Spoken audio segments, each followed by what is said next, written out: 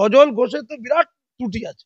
তুই সব পারমিশন নিয়েছিস, তুই অনুপ্রেরণার পারমিশন নিসনি, তোর সব সার্টিফিকেট আছে, তোর অনুপ্রেরণার সার্টিফিকেট নেই। তোর পুজোতে সেই আসবে ওই অমিত শাহ, যাকে হদল কুতকুত বলেছিলাম, এত বড় উদ্ধত্ত, নাড্ডা খাড্ডা আসবে, মা নিয়ে যাবে না, ওই তো দোষ।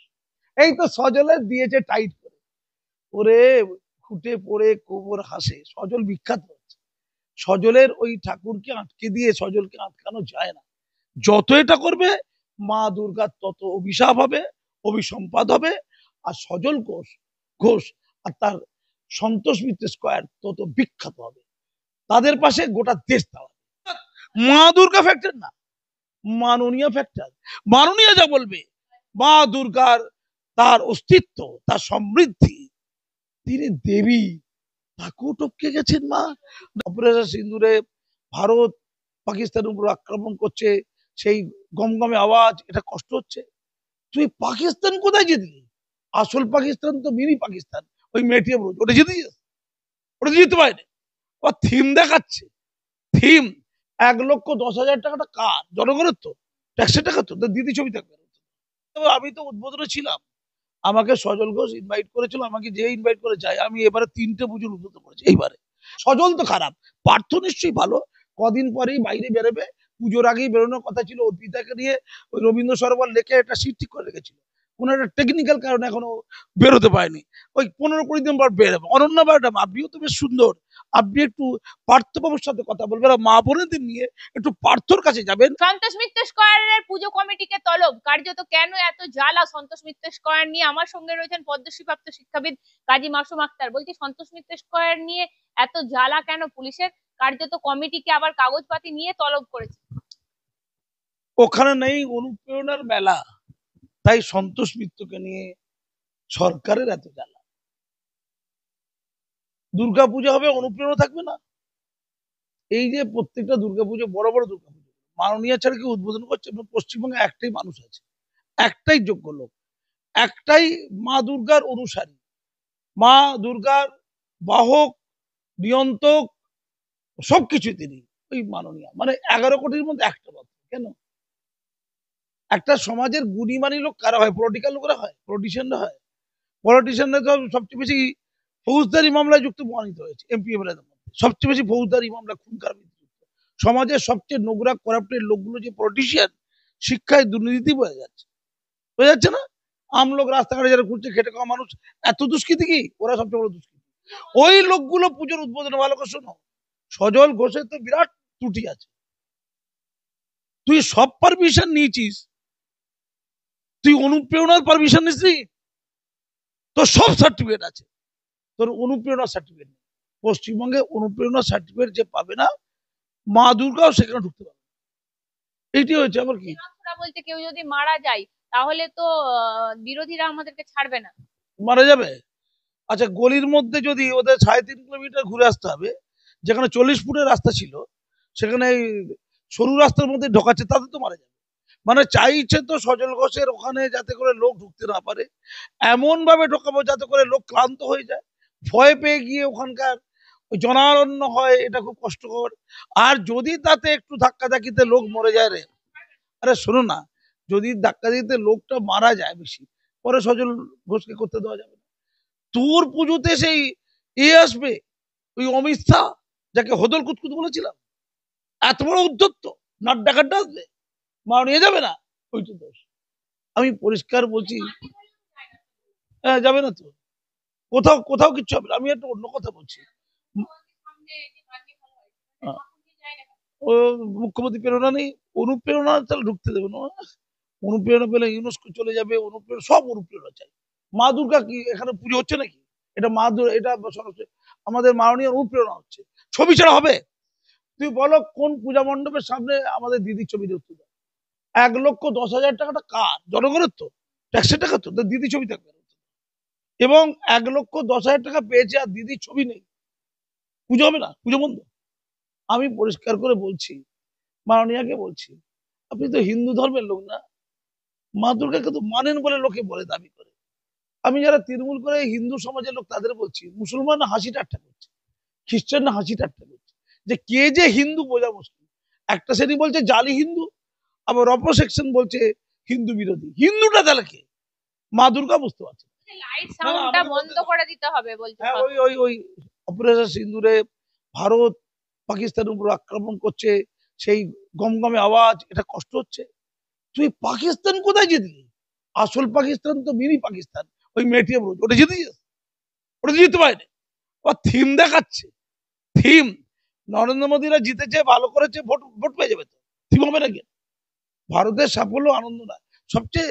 দেবাংশুরা বলছে তাহলে ট্রাম্প যে যুদ্ধ থামিয়েছিল সেটাও দিতে হবে ওকে। ওইটা দরকার। ট্রাম্প যদি কোনো ও তো পাগল, ওকে বিশ্বের এখন 1 নম্বর বদ্ধ উন্মাদ বলা হয়।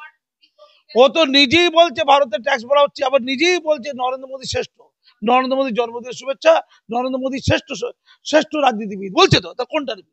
ওই তো ডোনাল্ডটা বলে, তার তৃণমূল বলে বেড়াতে পারতো যে নরেন্দ্র মোদী পৃথিবীর শ্রেষ্ঠ রাজনীতিবিদ। এটা কে বলেছে? এটা কে বলে? ডোনাল্ড ট্রাম্প বলেছে। তুই ডোনাল্ড ট্রাম্পের ওইটা নেবে, এইটা নেবে না? এটা নাও তাহলে। আমার বক্তব্যটা অন্য যাবে। যারা অপারেশন সিন্দুরটা করেছে অত্যন্ত উচ্চমার্গের শিল্পকলা, এই তো শিল্পকে পছন্দ করে। অরিত্রকে তাকে যেন ধরে গেছে, তাই নাকি? চিন্তা করে দেখো।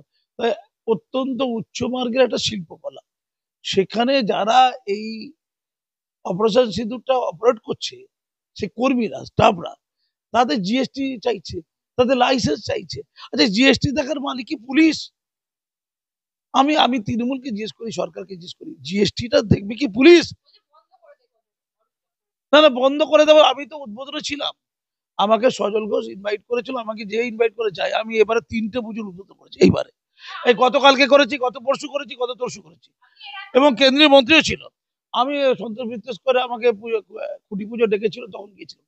তখনই সজলদা বলছিল আমাদের স্যার পুজো করতে দেবে তো কোনো মনে হয় না। তখনই অপারেশন সিঁদুরের রূপরেখা কি হবে এটা দেখাচ্ছিল, ছোট্ট স্ক্রিনে দেখাচ্ছিল যে কেমন আমরা করতে চলেছি। তখন সজলদা আমাদের কাছে, আমার কাছেও দুঃখ করেছে, স্যার আমি কি হবে জানি না, আপনারা এসছেন আমি খুব ধন্য, কিন্তু করতে দেবে আমার কাছে পরপর এখনই নোটিশ এসে গেছে। 4 মাস আগে নোটিশ আসবে? 4 মাস আগে নোটিশ? ও তো ঠিকই বলেছে।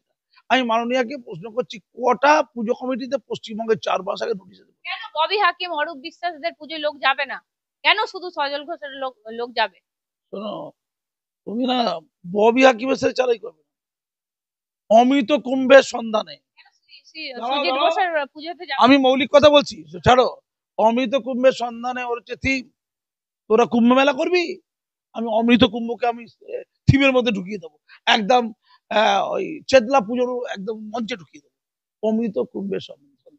মানে আমাকে অনেকে কুস্তাপক্ষের লোকজন বলেছিল, আমিও ভাবছিলাম, একটু হাসছিলাম। এবারে চেতলার পুজোর থিমটা কোনটা হতে পারে? পুজোর থিম সেটা হচ্ছে অভাগাদের, মানে থিমটা হচ্ছে ছবি টবি ফেলে ওই আমাদের প্রজেক্টর দিয়ে যেরকম থিম তৈরি করা হয়। অভাগা যারা, যারা ইসলামের আলো পায়নি, যারা অভাগা, যারা সৌভাগ্যবান নয়, তাদেরকে কোরআন তেলাওয়াত করে, কোরআনের বাণী শুনিয়ে তাদের ইসলামীকরণ করা, এটা ছিল তার অমোঘ উক্তি। তার দ্বিতীয় উক্তি অমোঘ কি ছিল? তিনি স্বপ্ন দেখছেন, চোখ জেগে জেগে স্বপ্ন দেখছেন যে বাংলা এক সময় 51% উর্দু ভাষী হবে, এই বাংলা হবে উর্দু স্থান। এই দুটো স্বপ্নকে চিত্রায়িত করা দরকার ছিল চেতলার মণ্ডপে। একদিকে প্রথমে দেখাচ্ছে কিভাবে, আমি একটু রূপরেখা বলে দিচ্ছি, পরবর্তীকালে যদি হয়, পরের বছর যদি হয়। একদিকে দেখা যাচ্ছে তুলসী তলায়, মাথায় সিঁদুর দিয়ে, শাখা পরে, লাল পেড়ে শাড়ি, আর লাল পেড়ে শাড়ি যেটা একটা আমাদের ঐতিহ্য বাঙালিতে মহিলাদের, আর অন্যদিকে গেরুয়া বসন, সব সাধু সন্ন্যাসী সন্ত, তারা পূজা করছে, আর্চা করছে, কিন্তু তারা দুঃখিত, তাদের শরীর খারাপ হয়ে যাচ্ছে পুজো করে করে।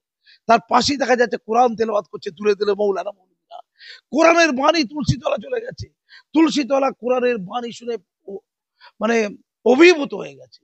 তারা তখন আস্তে আস্তে কি হচ্ছে, অভাগা থেকে সৌভাগ্যবান হয়ে যাচ্ছে। তারা ইসলামের বাণী শুনে ফেলেছে, তারা কোরআন তেলাওয়াত শুনে ফেলেছে। মানে দুটো সেকেন্ড পিকচার, একটা সেকেন্ড পিকচার। ফার্স্ট হচ্ছে হিন্দু আছে তারা, সেকেন্ড পিকচার হচ্ছে কোরআন তেলাওয়াত শুনছে তারা, কোরআন মৌলানা মৌলভী দুলে দুলে করছে, দুলে দুলে। তাতে ফিরাদা কি অবশ্যই আছে, মাথায় টুপি দিয়ে উর্দু ভাষীদের সবাই যেমন ছিলেন তেমন আছেন। তার তৃতীয় চিত্র হচ্ছে সবাই অনুপ্রাণিত হয়ে গেছে, সবাই ভাগ্যবান হয়ে গেছে, তারা সব দলে দলে ইসলাম গ্রহণ করে নিয়েছে, কোরআনের বাণী শুনেছে না, গ্রহণ করার পর তারা কি করছে, তারা মাথায় টুপি, বিরাট দাড়ি, ইসলামিক লেবাস, মহিলাদের চারিদিকে ওই বোরখা বা হিজাব, সবাই দলে দলে মুসলমান। তারপরে তারা কথা বলছে, এটা ফোর্থ চিত্র, ফোর্থ 1 2 3 4 চতুর্থ চিত্র, দৃশ্যায়ন। তারা কথা বলছে কোন ভাষায়? উর্দু ভাষায়। কারণ বাংলা তখন আর বাঙালিদের স্থান নেই, 51% ক্রস হয়ে গেছে, 50% ক্রস হয়ে গেছে, এটা তখন উর্দু ভাষীদের জায়গা হয়ে গেছে। এটা যদি পুজোর থিম হতো, তুই বলো তো এর চেয়ে হিট কিছু হতো? অপারেশন সিন্দুর কি ঠিকতে পারতো? এই বুদ্ধিটা কেউ দেয়, এবং আরেকটা মুসলমানরা খুশি হতো, দিদির বিরাট ভোট হতো, মুসলমানরা আনন্দে বিহল হয়ে যেত যে প্র্যাকটিক্যালি আমরা করতে পারি। কিন্তু ফিরাদা কি মুখে যেটা বলেছে, চেদলা পুজোয় করে দেখিয়ে দিয়েছে, বাপের বেটা আছে। বলুন, মদন মিত্র বলছেন দে দে পাল তুলে দে, পুজো মণ্ডপে গান করছেন মমতা আল্লাহ বন্দ্যোপাধ্যায়। নাম আছে, আল্লাহ নাম আছে, আল্লাহর নাম আছে, বুঝতে হবে। ওখানে আমার ধর্মীয় ঐক্য আছে, গানের মধ্যে সাম্প্রদায়িক সম্প্রীতির কথা বলে মোল্লা ভোট, ঠিক এর মধ্যেও মোল্লা ভোট।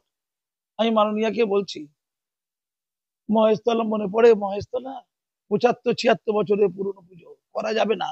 ওখানকার বেতাজ বাদশা, ওখানকার পুরপ্রধান দুলাল দাস বলে দিল পুজো করা যাবে না। কর্মীদের বললো তোরা যদি প্যান্ডেল করিস তোদের লকআপে ঢুকিয়ে দেবো, অ্যারেস্ট করিয়ে দেবো, পুজো করা যাবে না। আমরা তোলপাড় করলাম মিডিয়া, মাননীয়া হঠাৎ করে দেখলেন না পুজো বন্ধ করলে প্রবলেম আছে, বলে দিল এই দুলাল দাস এবার পুজো করতে দে।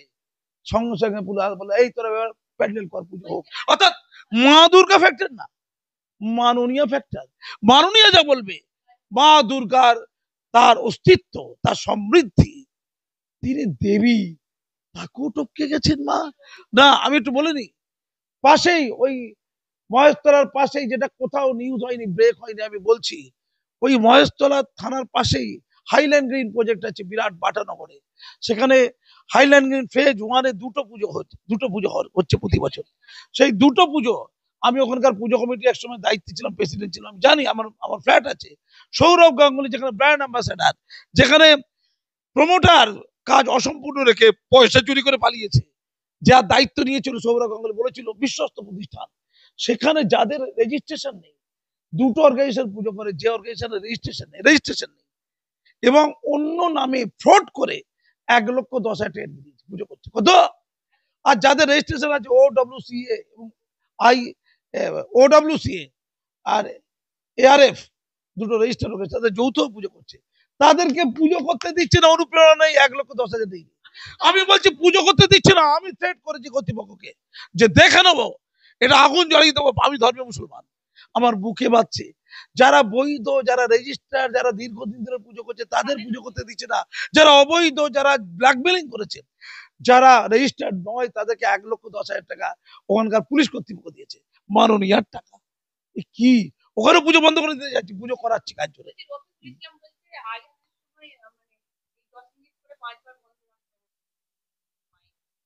আজানের সময় রফিকুল সাহেব, কলকাতা তার আশেপাশে না বেশ কিছু মসজিদ বেদখল হয়ে গেছে। ওটা উন্মাত্ত পাগল, মুসলমানদের কিছু জ্ঞান কমি আছে, এরা তো মোল্লা, এদের মুসলমান বলে না। আমি কিছু মসজিদের সন্ধান দিচ্ছি, পার্টি অফিস হয়ে গেছে, মসজিদের মধ্যে গরু ছাগল বসে থাকে, দুষ্কৃতীরা বসে থাকে। একটা মসজিদ দেখেছি যেখানে শুয়োরও থাকে, কলকাতা তার আশেপাশে। মসজিদগুলো বাঁচাবেন? কুলাঙ্গার কথা করে। ওয়াকাফ সম্পত্তির উপর মসজিদ ভেঙে দেওয়া হয়েছে, ওয়াকাফ সম্পত্তির উপর এরকদিন রোডে মসজিদ ভেঙে দিয়ে তার উপর বিল্ডিং তৈরি করা হয়েছে, মসজিদ হয়ে গেছে।